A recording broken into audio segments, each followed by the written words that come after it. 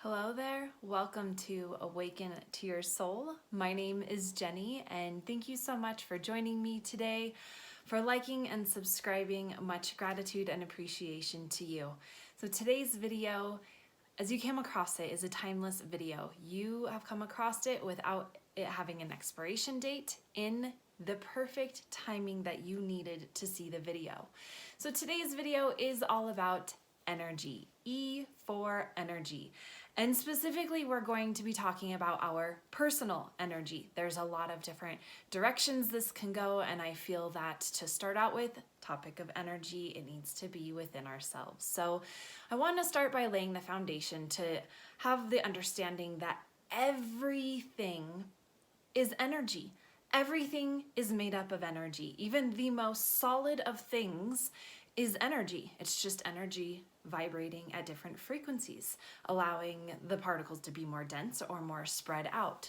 So even if we go deeper into who we are, I mean, we are very magnetic, energetic beings. We are inside of a human vessel so that we can have this human experience, but everything about us, everything about how we act, how we think, the thoughts, the emotions that we have, how we interact with each other is all energy.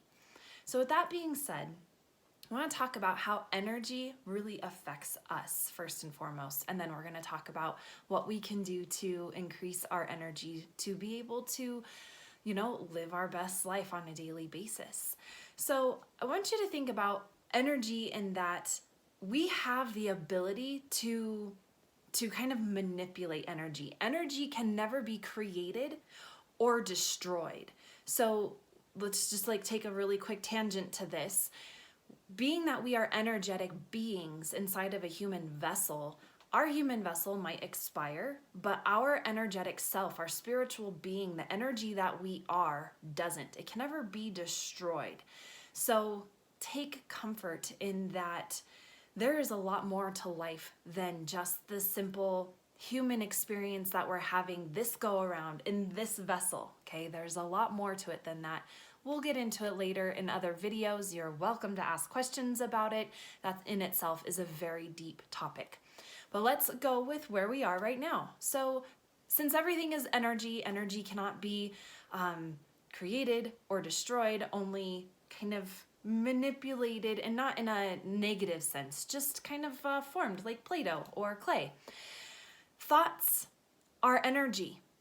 When we have a thought, even though it's inside of us, it's not even been expressed yet, it is energy. And thoughts create emotion.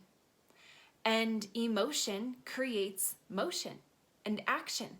So I want you to think about it like when you wake up on a Monday morning and you're like, oh, it's Monday. First thought in your head, ugh, Monday. Well, what kind of emotion does that create within you? Does that create anger, hatred? Oh, I hate the fact that it's a Monday morning.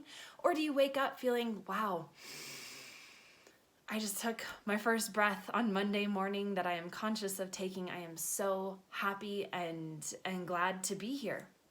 Two very different kinds of energies, two very different kinds of emotions. And one of these kinds of energies is very life-giving, full of life force, which I don't want to say adds to the energy, but it vibrates, it increases the energy level instead of decreasing it. The other one definitely dampens it, decreases it, takes the life force out of the energy, just really drops it down, okay? So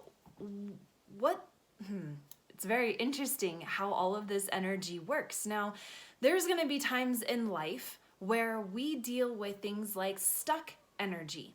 Now, being that we are energetic beings, we have our energetic system, which is the chakra system.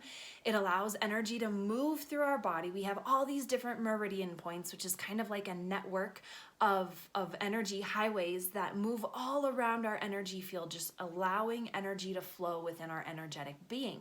And when our energy is able to flow uninhibited, with ease, with balance, then we are able to heal properly. We're able to deal with a frustrating situation and not allow it to bother us. We're able to get into this like Zen state. But in life, things happen where we do get stuck energy. And I like to explain it as trauma, like capital T trauma or lowercase t trauma. Different things in our life happen to us that causes us to hold emotion, which is energy, right? But hold emotion within our body and not let it go. And trauma is usually like a lower vibrational happening to us. So I'll give you an example. Capital T trauma would be like losing a very close friend or family member, parent, partner, child, getting into a car accident. For some women, it's, child labor. Lowercase t trauma would be like a young child being in the store with mom or dad wanting that toy or candy bar, and mom or dad saying, no, you can't have it, and the child just having a meltdown in the middle of the store. I know I've seen that happen. I've had that happen with my own children, but these things are lowercase t traumas, but the emotions that come from it, the fear, the guilt, the shame, the resentment, the anger, all are emotions that can get trapped in our body. What happens when emotions get trapped and we don't allow them to release is they create like a dam effect where the energy can't flow properly. It stops the energy. It stops the energy and it doesn't flow through the body properly. Well, when this energy gets stopped, especially if it's toxic energy like anger or hatred or guilt or shame or, any of those lower vibrational energies, it creates a buildup. And then when there's such a grand buildup of this lower dense energy, it causes a dis-ease within our body. So it can manifest in symptoms like chronic fatigue, chronic pain, anxiety, headaches,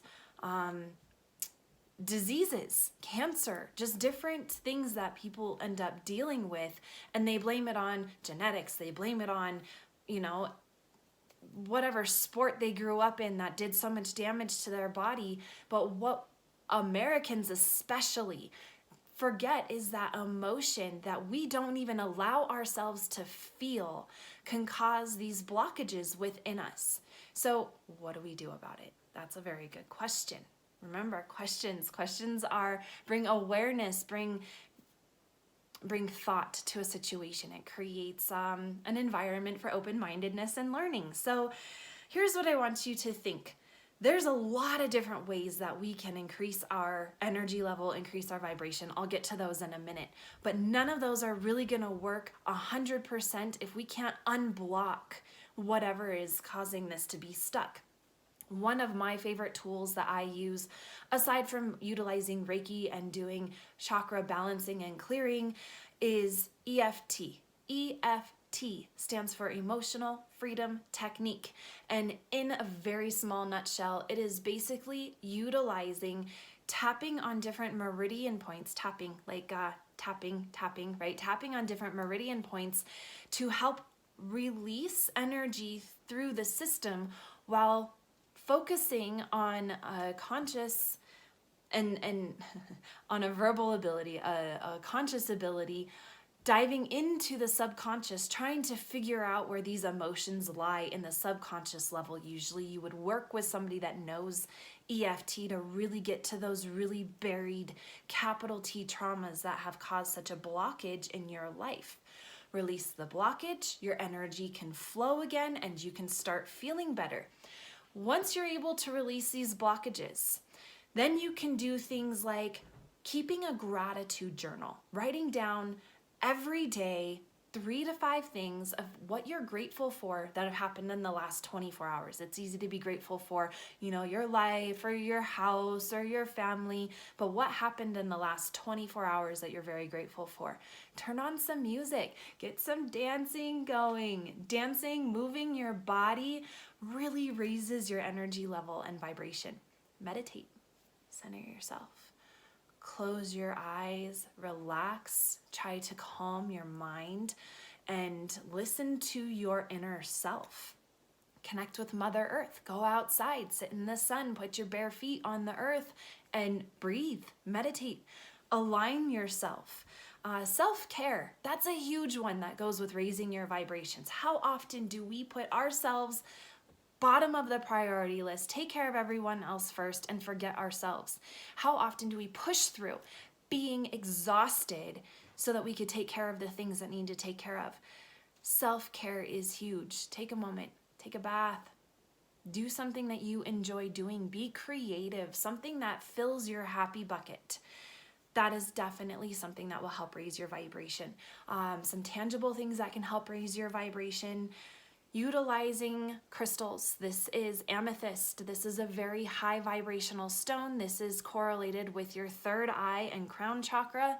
Same with a clear quartz. But the thing about clear quartz is it amplifies energy, period. So if the energy you're dealing with is really low energy, it'll amplify that. So if you want to utilize something that's going to raise your vibration, amethyst is a great one. This necklace I have on is all amethyst, and quartz, there's a little bit of obsidian in there to help with negative, like absorbing and getting rid of negative energy. But if you have an amethyst and then you combine it with a clear quartz, the energy of the amethyst is amplified. If you're into essential oils, which I am, there's going to be a whole nother video on that. Some oils such as lemon or your citrus oils, basically wild orange, are great at raising the vibration. It's a nice citrusy smell. Peppermint is another really good one at raising the vibration. So you can put these ones like on a diffuser bracelet. You can put it in a diffuser. Frankincense is another one, the king of oils. Frankincense is a very large vibrational oil. And all of these, my specific brand that I like to use is doTERRA, are graded a very high grade oil, which means that you can ingest in these four in particular. You can put a drop in your water and ingest it. So this video was a little bit longer than I planned, and I didn't even go into a lot of the things that I wanted to, but I think it is very complete. So pay attention to your energy. You can actually kind of do a check-in a couple times a day. Imagine your body's energy level like a battery.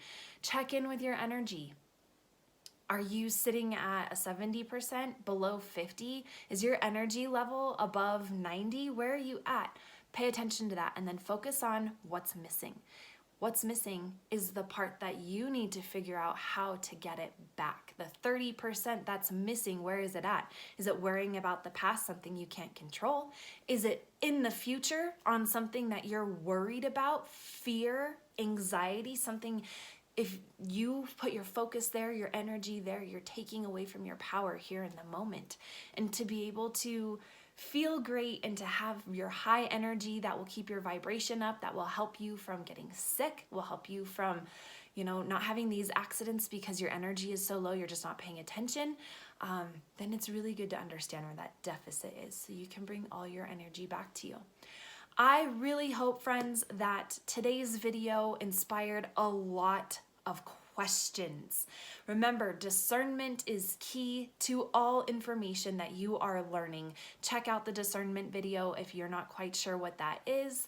And please, in the comments below, put your questions in there. I will be doing a weekly Q&A video with all the questions from the week prior to answer them to the best of my ability. If I don't have the questions, I will reach out to the people that I know who do have the questions. I will invite them on to Awaken to Your Soul for, special guest chats and education. So stay tuned. Please, if you haven't, like and subscribe, share the videos, turn on your bell notification so that when the new video pops up, you know that it's there. And I wish you a very blessed day. Much gratitude and appreciation to you for joining me today, and take care. See you next time.